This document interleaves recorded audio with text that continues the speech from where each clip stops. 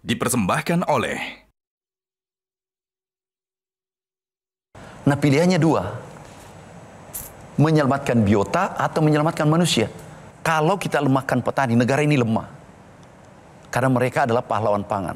Bayangkan kontribusi petani Indonesia saat ini adalah berkontribusi pada dunia. Kita menargetkan Indonesia akan menjadi lumbung pangan dunia. Ya. Pengertian lumbung pangan dunia itu apa? Banyak sekali sawah-sawah yang berubah fungsi jadi lahan perumahan. Bagaimana kebijakan pemerintah dalam hal ini?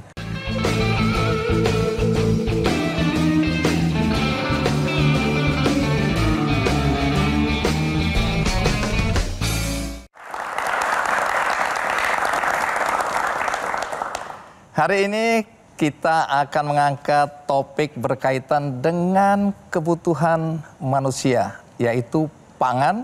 Dan ini berkaitan dengan kedaulatan pangan di negeri kita tercinta. Karena baru-baru ini Presiden Prabowo di dalam sidang umum PBB mengatakan bahwa Indonesia sudah swasembada pangan. Dan ditegaskan bahwa kedaulatan pangan ini berkaitan juga dengan kedaulatan bangsa. Jadi banyak orang yang skeptis mengatakan bahwa Indonesia akan sulit untuk swasembada pangan. Tentu banyak alasannya, tapi salah satunya adalah masih banyak juga pihak di dalam negeri kita yang tidak menginginkan Indonesia berdaulat dalam hal pangan. Artinya apa? Artinya ada kepentingan-kepentingan yang terganggu ketika kedaulatan pangan atau swasembada pangan ini terwujud. Nah, untuk itu kita akan langsung bicara pada sosok yang selama ini dikenal lugas, tegas, berkaitan dengan upaya mensejahterakan masyarakat Indonesia melalui pangan. Siapa lagi kalau bukan Menteri Pertanian Republik Indonesia, Andi Amran Sulaiman. Pak Amran, Baik. terima kasih sudah berkenan hadir di acara Sama-sama. Kikendi. Silakan duduk.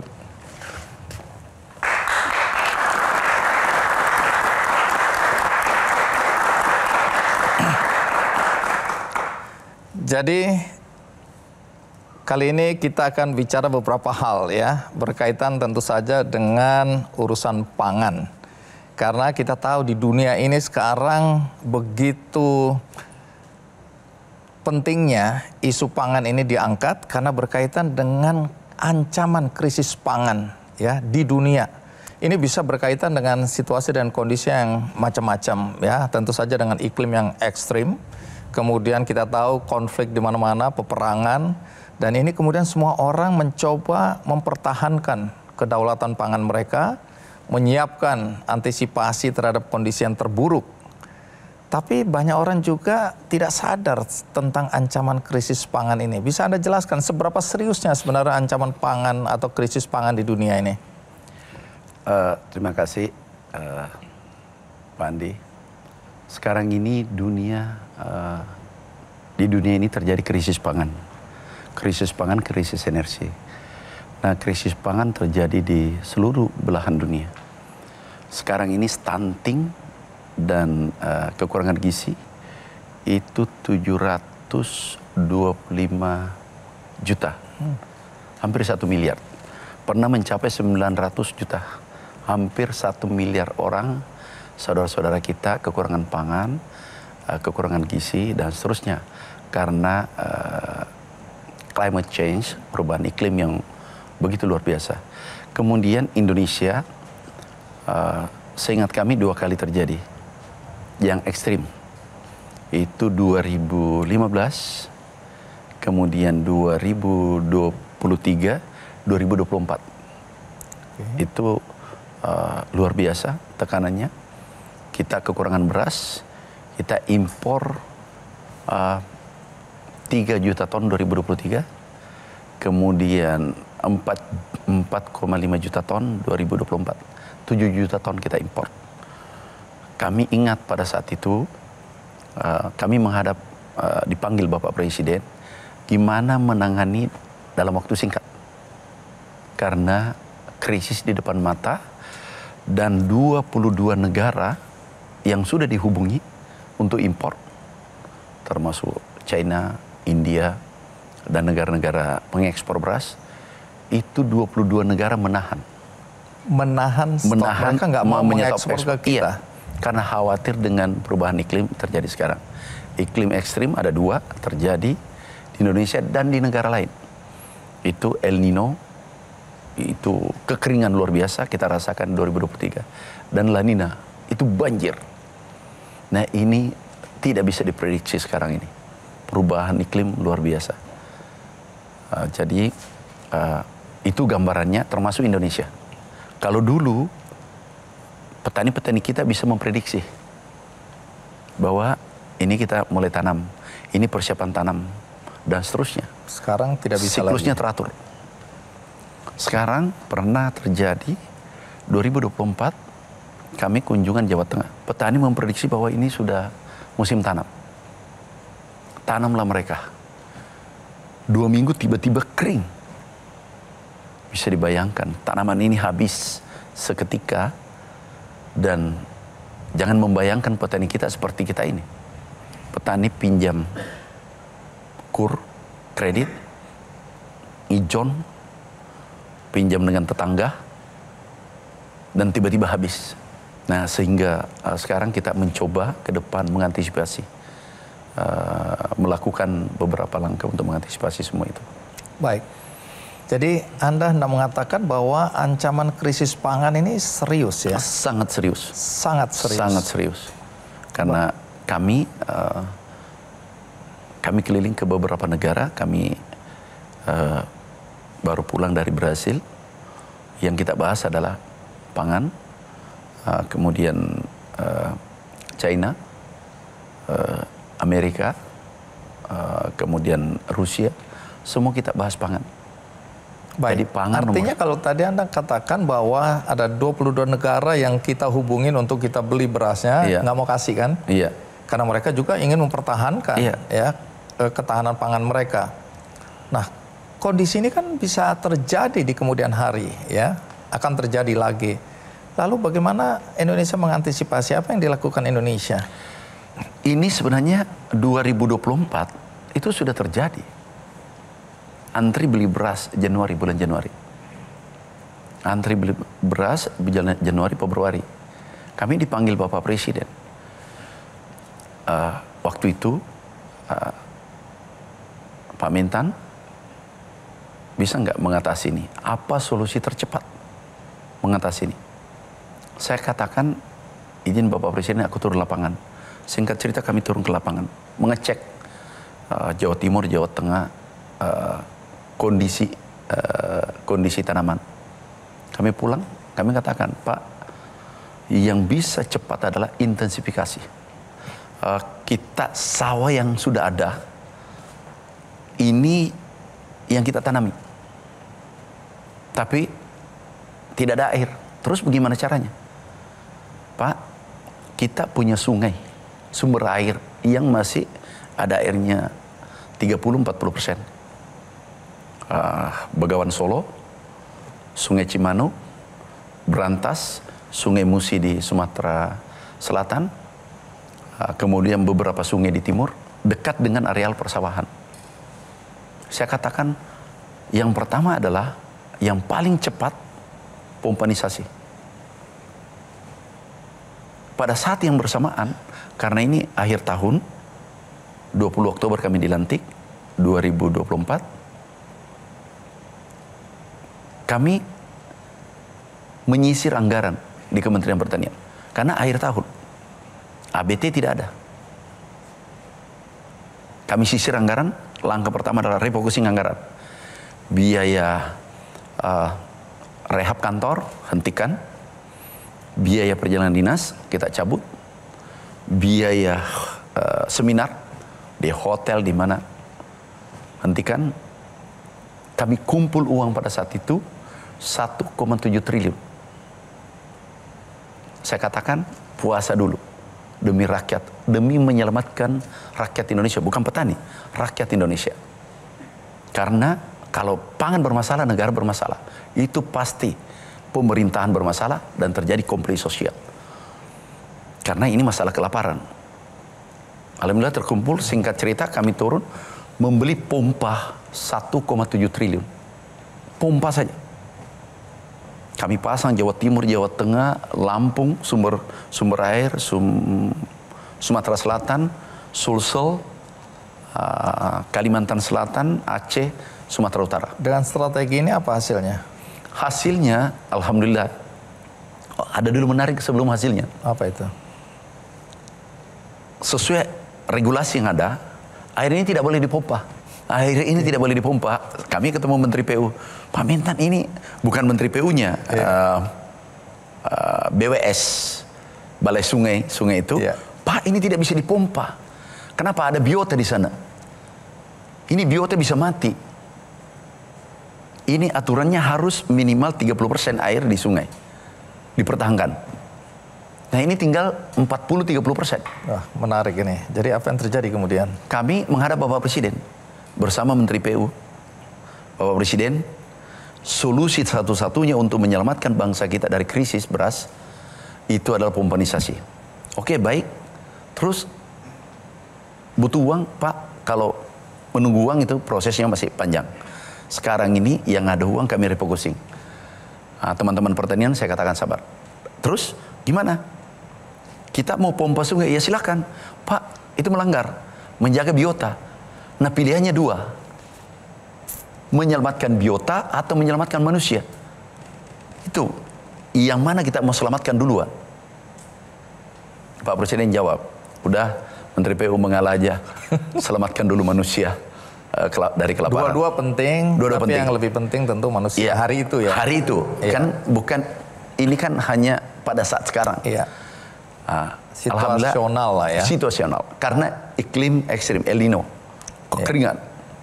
Kami pompa, masang pompa sepanjang sungai dibantu oleh TNI.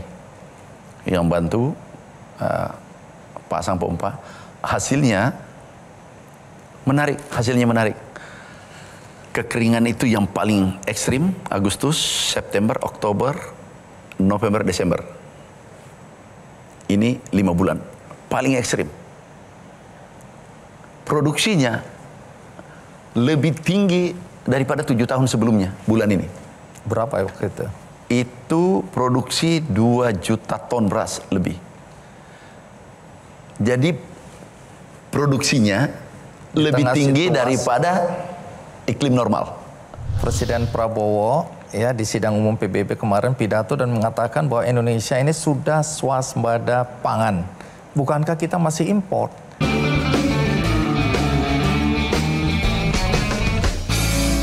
Dipersembahkan oleh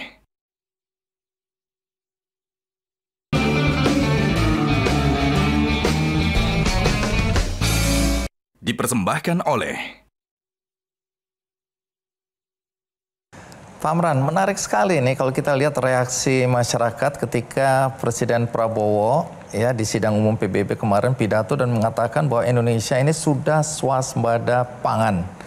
Reaksinya tentu macam-macam, tapi mereka mempertanyakan, loh swasembada pangan, bukankah kita masih impor? Jadi ukuran sebuah negara dianggap sudah berswasembada pangan itu apa? Boleh tahu?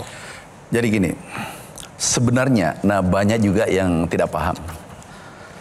Yang dikatakan swasembada, itu konsensus dunia, itu 10% impor dari total kebutuhan. Jadi banyak asal ngomong, nggak ngerti apa sih definisi swasembada.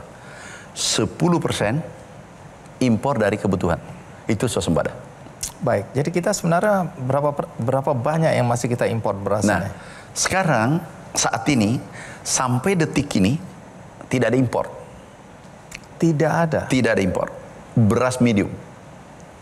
Nah, tapi kalau orang medium, premium nggak ada. Oke. Nah, yang ada biasanya untuk beras hotel-hotel katakanlah basmati itu kecil banget. Karena ada turis kita orang India atau ada orang sakit diabetes. Nah, itu jadi bukan untuk kebutuhan pangan bukan masyarakat untuk luas. pengobatan, untuk tamu-tamu yang di Bali, di hotel-hotel. Tapi yang kita diskusikan sekarang adalah beras medium itu tidak ada impor sampai detik ini. Insya Allah kalau tidak ada aral melintang, stok kita masih 3,8 juta, tinggal 2 bulan lagi. Kalau tidak ada halangan, hampir pasti seperti diucapkan Bapak Presiden di PBB, itu jadi kenyataan. Bayangkan Pak, ini swasembada tercepat mungkin. Target Bapak Presiden janji pada saat kampanye itu 4 tahun. Janji politik Bapak Presiden 4 tahun. Kemudian kami juga pada saat mau dilantik sampaikan, Pak Mentan, Pak Amran minta tolong 4 tahun. Oh siap Pak. Agak lega. Panjang waktunya, durasinya panjang. 4 tahun. Tapi Anda kemudian... Artinya kalau 4 tahun kan bisa menjabat sampai 4 tahun. Sudah ada jaminan. 21 hari, pidato beliau di APEC, G20, 3 tahun, menjadi 3 tahun. Baru 21 hari. Setelah 45 hari, kami dipanggil ke istana. Pak Mentan, siap Bapak Presiden, bisa nggak 1 tahun? Jadi 4 tahun, 3 tahun, 1 tahun. Lah kita sudah menteri, nggak ada kata lain. Sebagai pembantu presiden yang loyal tanpa batas, siap Bapak Presiden. Kami jalankan. Pertama menghadapi Ramadan 2024, Idul Fitri, tahun baru, Ramadan Idul Fitri, lolos. H-2 Ramadan, kami kena vertigo. Jatuh sakit, 7 jam dirawat baru bangun. Karena stres, mungkin karena berada dalam tekanan. Tapi kami sangat yakin manusia-manusia tertekan itu adalah manusia-manusia handal. Kalau mau sukses, ciptakan tekanan, kalau tidak menemukan tekanan. Baik, menarik ya. Orang lain menghindar dari tekanan, tapi justru ini mencari tekanan agar kita bekerja secara ekstra dan optimal. Betul. Begitu ya? Ya. Apa yang Anda lakukan persisnya supaya bisa tercapai itu? Pompanisasi, kami transformasi, langkah berikutnya transformasi pertanian tradisional menuju modern. Ini kita transformasi. Tidak mungkin kita mampu bersaing negara lain tanpa transformasi. Kami benahi pertama regulasi yang ada. Ini mungkin pertama dalam sejarah 17 impres dikeluarkan Bapak Presiden. Ada lagi impres kita tunggu 1. Dalam waktu 10 bulan. Biasanya 2 tahun, 3 tahun, 4 tahun. 1 impres. Ini 17 demi petani, demi rakyat Indonesia. Bapak langsung keluarkan. Ada impres memakan waktu 2 hari, 3 hari. Keluar. Tapi kembali ke soal pidato Presiden di PBB ya. Yang skeptis menganggap bahwa ini hanya surplus sesaat. Jadi tidak bisa dibilang swasembada. Karena dari dulu sekali ya. Jargon bahwa kita swasembada itu selalu kita dengar atau didengar oleh rakyat. Faktanya kita terus mengimpor. Nah bagaimana Anda menjelaskan ini surplus sesaat atau masuk di era swasembada? Yang kita syukuri dulu. Kan memang ada 2 manusia, ada pesimis, ada optimis. Ya, itu kita harus terima. Tetapi yang optimis, inilah yang biasanya melakukan perubahan di Republik ini. Yang terpenting sekarang, ini dulu sebelum aku ceritakan bahwa ini sustain ke depan. Sekarang tidak impor. Orang semua sepakat tidak impor sampai detik ini. Sampai hari ini. Yang kedua, ini stok tertinggi selama merdeka. Ini tidak mudah. Ini saja tidak ada satupun yang mampu membantah. Sepakat ini. Yang ketiga, awalnya kan juga pesimis. Hari ini sudah hampir menjadi kenyataan. Nah, yang ketiga, keberlanjutan. Sustain ke depan. Solusinya adalah yang pertama intensifikasi, yang kedua ekstensifikasi. Intensifikasi adalah transformasi pertanian tradisional menjadi pertanian modern. Intensifikasi adalah benih unggul, alat mesin pertanian, kemudian pupuk tepat waktu, tepat sasaran, dengan tepat jumlah, kualitas yang baik. Kemudian kita pompanisasi, irigasi diperbaiki dalam waktu bersamaan. Swasembada 4 tahun, jadi 1 tahun. Itu lompatan eksponensial, bukan kenaikan. Itu atas perintah dan gagasan besar Bapak Presiden. Ini tidak mudah. Bayangkan penduduk kita 286 juta. Tiap hari makan. Satu saja kelaparan. Itu sasarannya ke kami. Ribut itu sedunia. Satu aja, nggak usah dua. Satu aja di antara 286 juta. Baik, Anda sudah menyebutkan ya. Karena yang skeptis itu bilang begini. Ancamannya kan kemungkinan paling besar kan alam ya. Ya. Artinya perubahan iklim yang ekstrim.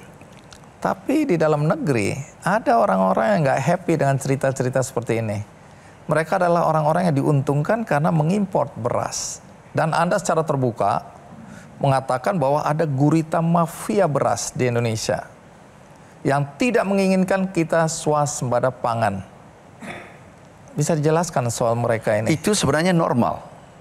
Yang tidak normal kalau semua orang happy. Importir, mafia, yang senang bermain-main dengan negara. Kemudian negara lain tidak ada satupun negara menginginkan Indonesia swasembada. Kenapa? Pasar nomor 4 dunia.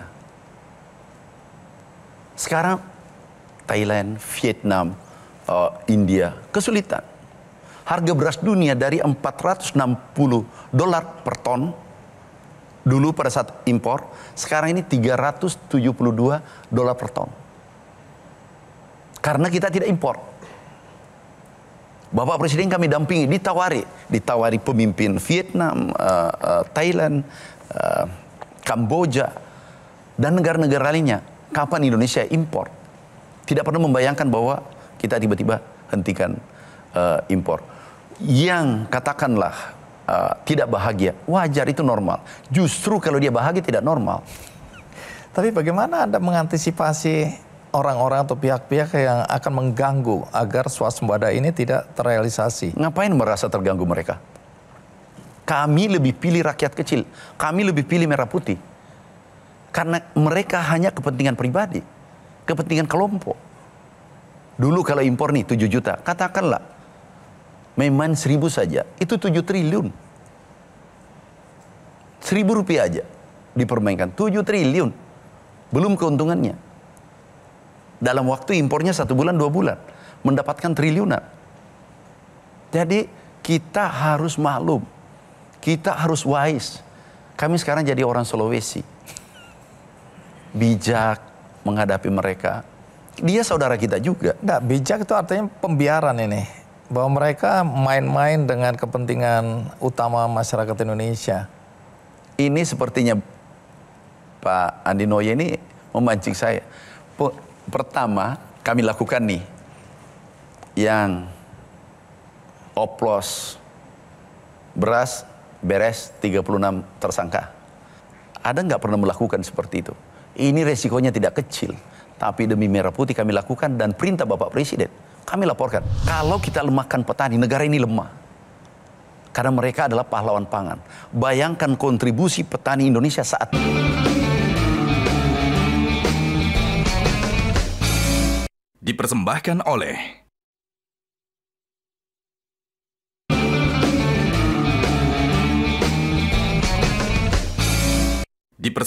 oleh Amran, kelihatannya heroik sekali ya. Tapi ini saya mewakili orang-orang yang skeptis tadi, yang pesimistis tadi ya. Alah, itu kan cecurut-cecurut aja itu. Bos-bosnya itu tidak diapa-apakan, bebas berkeliaran. Dan dugaan orang atau banyak orang cerita, orang-orang yang dimaksud ini adalah orang-orang di seputar presiden. Di kabinet, di DPR, di kementerian. Kementerian itu bisa di kementerian Anda maupun kementerian terkait, ya. Atau di di tempat-tempat yang strategis. Mereka tuh punya kekuatan yang luar biasa. Sampai di situ bagaimana Anda menjelaskannya? Berarti orang yang menyampaikan Bapak mungkin kurang baca berita. Oke, apa yang Anda pernah lakukan? Enggak. Yang kemarin tersangka itu kan raksasa tuh. Bukan di bidang pangan saja. Dan Bapak lebih tahu. Nah, mestinya Pak Andi Noya sampaikan mereka, ini yang besar nih, ini yang sedang, ini yang kecil. Beras kemarin 36 itu raksasa tuh. Bukan perusahaan raksasa tuh. Singapura. Iya. Dari di sana mereka. Tapi yang kedua, menengah tak beresin. Yang sedang-sedang juga diberesin. Diberesin. Jadi ini intinya tidak pandang bulu. Enggak pandang bulu. Kemudian yang kemarin terjadi beras tanda petik nipu ya. Bukan si tanda petik, tidak ada tanda petiknya, nipu. Gimana Bapak Presiden? Ada 200 merek.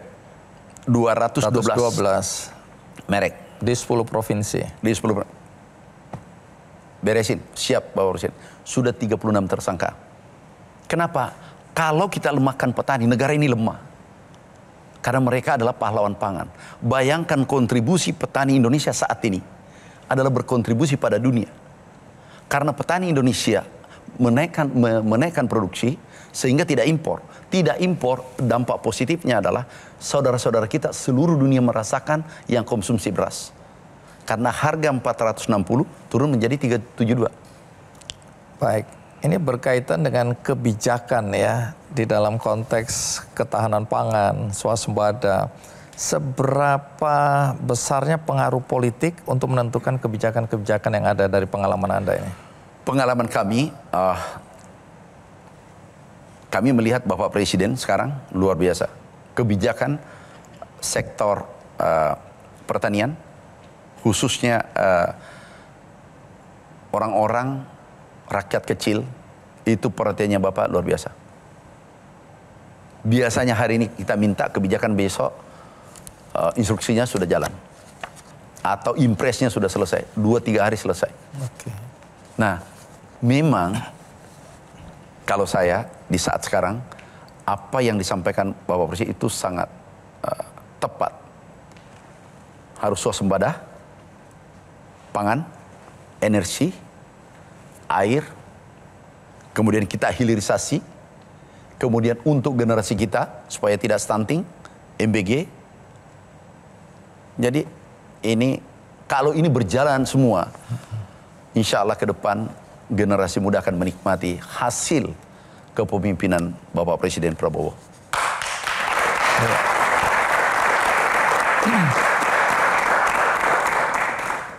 Kembali ke strategi kita ya menghadapi kemungkinan-kemungkinan terburuk. Ya. Di sini kan kalau saya baca ini roadmap kita di 2027 sampai 2029 ya. Ya. Kita menargetkan Indonesia akan menjadi lumbung pangan dunia. Ya.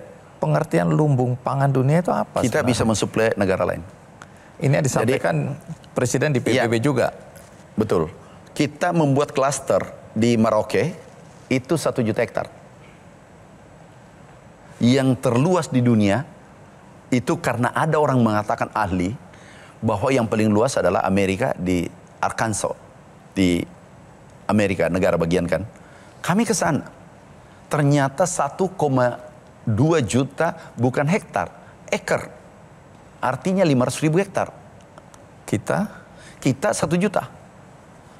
Jadi kita membuat kalau 1 juta ini jadi, generasi milenial, generasi Z, ini yang akan menikmati.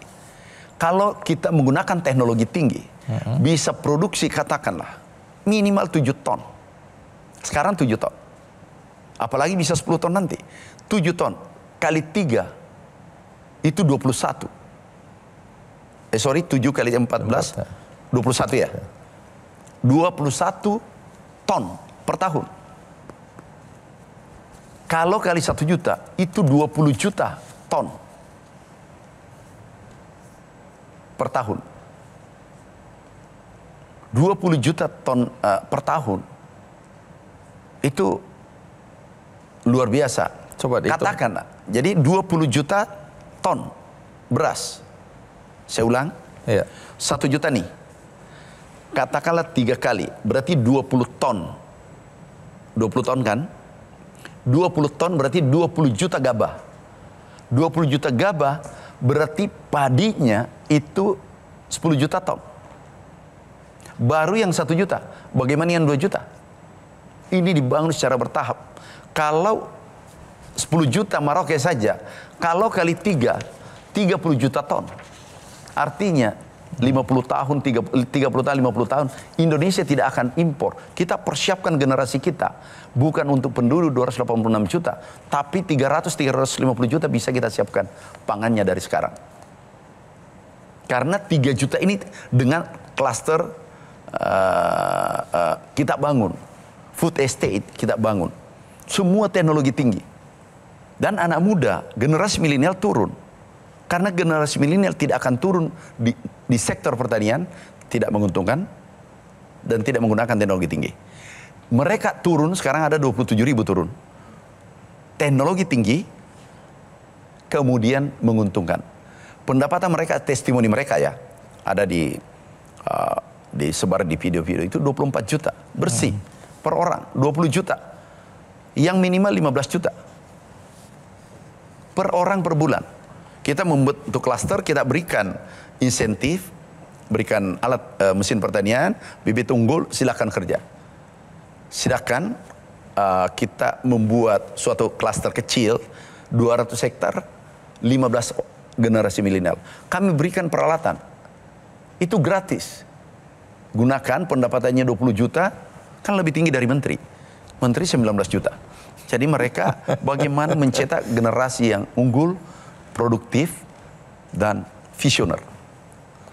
Ya, kita berikan aplaus juga. Baik, menarik ya, karena tadi berkaitan dengan intensifikasi ya. Ini kan faktor utama yang memegang peran juga adalah pupuk ya. Tadi Anda bilang pupuk yang berkualitas, kemudian tepat sasaran, ya, dan tentu saja tepat waktu ketika dibutuhkan. Distribusi pupuk ini bagaimana sebenarnya kebijakan pemerintah? Yang pertama adalah regulasi. Dulu menteri terlibat 12, gubernur 38, kemudian 514 bupati. Ini nggak ada. Langsung dari Kementerian Pertanian, pabrik langsung petani. Selesai. Itu keluar impres, 1. Yang kedua, volume berikan sesuai permintaan petani. Naik 2 kali lipat. Ini selesai. Ini aku beresin. Kita beresin. Kemudian distribusinya kita perbaiki ke seluruh Indonesia. Kemudian kami buka layanan siapa petani yang tidak mendapatkan pupuk. Itu boleh melapor atau harganya lebih tinggi dari HET, harga eceran tertinggi ditetapkan oleh pemerintah. Kami temukan keluhan 2039 distributor. Yang nakal tadi. Yang nakal menaikkan harga di atas. Dia naikkan 18% dari HET sampai 20%, ada 30%. 3 hari lalu kami tutup. Semua tutup tanpa pandang bulu. Kenapa? Mereka merugikan petani. Distributor terlambat merugikan petani. Harga pupuk dinaikkan melewati harga eceran tertinggi, itu merugikan petani. Jumlah pupuk merugikan petani, ini sudah beres semua. Tinggal kita akan perbaiki di produksi. Banyak sekali sawah-sawah yang berubah fungsi jadi lahan perumahan. Bagaimana kebijakan pemerintah dalam hal ini?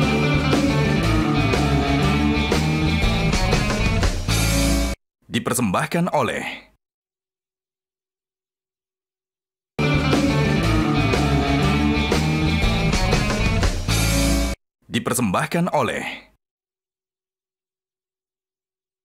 Pak Amran, ini pertanyaan sebenarnya pribadi, tapi saya pikir bisa mewakili banyak orang juga. Ya.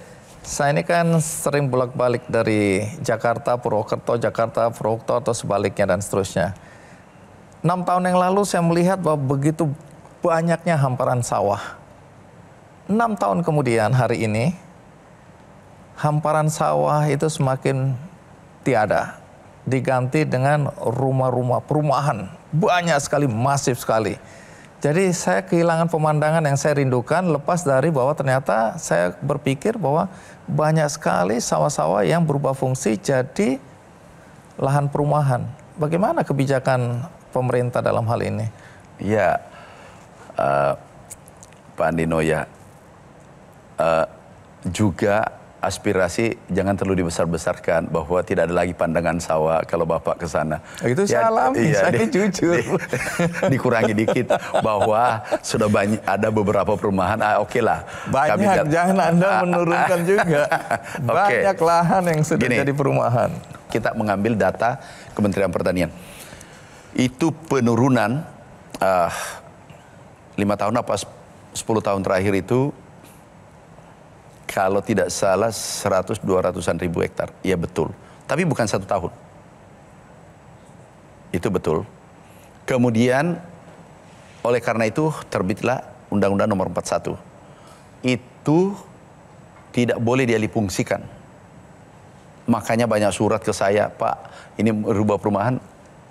Enggak, kecuali kepentingan negara. Contoh, misal listrik. Contoh, jalan kereta api, contoh jalan umum, itu nggak bisa karena kepentingan umum. Di luar dari itu kami tahan.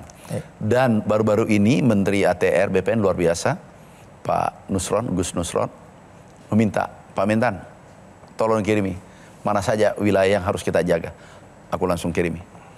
7,3 juta harus dijaga karena untuk generasi kita. Itu di daerah mana saja? Seluruh Indonesia. Yang paling tinggi luasannya yang harus dijaga di mana? Di Jawa? Jawa Tengah, Jawa, Pulau Jawa. Pulau Jawa. Jawa Tengah, Jawa Timur, Jawa Barat, Banten, Lampung, Sulsel, Sumut, Aceh, Kalsel, NTB. Ini juga kerisauan saya, tapi mungkin di luar domain Anda, tapi mungkin Anda bisa kasih perspektif ya. Di satu sisi kan kita khawatir ya, bahwa satu hari mungkin kita terancam kelaparan, kira-kira begitulah dramanya. Tapi di lain sisi kan kita lihat banyak sekali warga Indonesia atau masyarakat Indonesia yang buang-buang makanan, buang-buang nasi ya. Kalau kita lihat pesta-pesta, Anda lihat sendiri kan orang ambil segunung begini, dia hanya makan sedikit, dia buang. Artinya kita banyak sekali membuang makanan. Nah, sampai di sini ada nggak kerugian atau pernah nggak diukur berapa besar kerugian dari kita, masyarakat kita buang-buang makanan seperti ini? Itu betul, jumlahnya cukup besar. Ada beberapa survei itu 10%, ada yang 20%, ada 5%, tergantung wilayahnya. Nah itu sangat betul, kalau itu saja kita hemat, katakanlah 10%, kita ambil moderatnya. 10 kali dari produksi kita, 3 juta ton. Besar sekali. Setiap tahun? Setiap tahun. Baik. Nah, terakhir tentu ke depan berikan kami perspektif bagaimana pemerintah menjaga, melindungi rakyatnya dari kemungkinan kekurangan pangan. Silakan. Makasih. Ke depan pemerintah sudah persiapkan intensifikasi, ekstensifikasi. Kita target 3 juta hektar. Kalau 3 juta hektar berhasil, itu insya Allah minimal 30 juta ton tambahan. Katakanlah paling minimal 20 juta ton ke depan. Artinya ini bisa menjamin sampai 400.000 sampai 500.000 juta penduduk Indonesia. Ini kita siapkan dari sekarang. Nah tentu nanti generasi milenial, generasi Z akan melanjutkan perjuangan ini. Karena ke depan pasti anak generasi Z, generasi milenial itu menggunakan teknologi tinggi. Itu pasti. Karena teknologi sekarang sudah banyak. Kami yakin untuk pangan di Indonesia tidak akan kekurangan. Yang penting ini persisten. Kenapa? Masih ada rawa kita. Yang kita baru garap itu baru 1 juta. Ada 10 juta rawa yang bisa ditanami. Rawa seperti Kalimantan, Sumatera, itu sebagian kita tanam. Rawa mineral ya, bukan babat hutan. Ini rawa yang sudah digarap tapi produktivitasnya rendah. Tanamnya 1 kali, kita jadikan 3 kali. Produksinya 3 ton, kita jadikan 5 ton, 7 ton. Itu sudah dimulai? Sudah 2 tahun. Sudah tahun. Bukan dipetakan, sudah dikerjakan. Oh, Namanya optimalisasi lahan. Dulu tanam 1 kali, kita tanam 3 kali. Dulu produksinya 3 ton, meningkat 5 ton minimal atau 7 ton. Jadi dulu 1 kali jadi 3 kali. Produksinya 3 ton menjadi 5 atau 7 ton. Jadi itu luar biasa. Kami yakin dengan teknologi sekarang, dengan generasi muda sudah ada 27.000 ikut, itu kita tidak akan kekurangan pangan. Tapi kembali lagi, generasi muda, anak-anakku, adik-adik yang saya cintai, seluruh Indonesia yang saya sayangi, jangan pernah menyerah. Menyerah itu gagal. Sektor apapun. Ada konglomerat dari segi sektor pertanian, ada konglomerat sektor perikanan. Bukan sektornya, bukan alamnya, tapi siapa yang melakukan apa. Contoh, motor, pembalap, Rossi, motornya sama, cc-nya sama, tapi skillnya berbeda. Jadi bukan Indonesia negara subur. Sebenarnya, maaf, mungkin saya keliru ya, tidak ada kata menganggur di Indonesia. Bangunkan lahan tidur, bangunkan pemuda tidur. Indonesia menjadi negara superpower. Yang penting mau.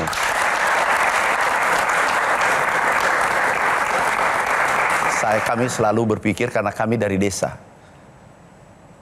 Kami dari desa, termiskin di timur, masuk kota, kami tahu, kami berproses sampai di sini. Itu tidak mudah. Dan kalau mau berubah, tidak usah berguru kemana-mana. Tapi ubah mindsetnya, ubah dirinya, ubah perilakunya. Yang malas atau setengah malas atau setengah rajin menjadi rajin, setengah cerdas, berproses pasti pintar. Dan terakhir, jangan pernah mengeluh. Gagal, jangan pernah meminta kecuali pada Tuhan. Berani berproses, persisten, pasti insya Allah sukses. Baik, terima kasih Pak Amran ya. Setidaknya hari ini kita sudah mendapat perspektif yang lebih utuh dari orang yang memang tahu persis ya. Karena saya kan cuma baca, cuma dengar. Nah, kali ini klarifikasi. Jadi mudah-mudahan apa yang disampaikan Presiden di forum sidang umum PBB itu bisa kemudian Anda jelaskan lebih detail sehingga orang bisa memahami apa yang disampaikan waktu itu ya. Mudah-mudahan ini juga memberikan semangat bagi siapapun yang mendengar, terutama nasihat terakhir untuk anak-anak muda ya. Karena di sanalah letak tanggung jawab mereka kelak di kemudian hari. Terima kasih Pak Amran. Terima kasih, sama-sama. Sukses untuk Anda. Dan terima kasih kepada Anda semua yang mengikuti episode kali ini berkaitan dengan kepentingan kita semua yaitu pangan, beras, dan kita harapkan dengan apa yang disampaikan oleh Menteri Pertanian Republik Indonesia, Andi Amran Sulaiman, kita bisa mendapatkan informasi yang baik, yang benar, dan yang utuh. Demikian, jangan lupa episode ini juga ditayangkan ulang di metrotvnews.com. Semoga bermanfaat bagi kita semua. Sampai jumpa.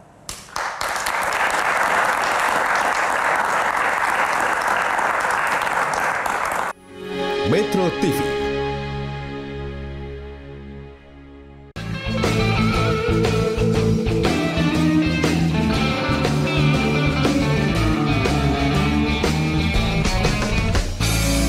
Dipersembahkan oleh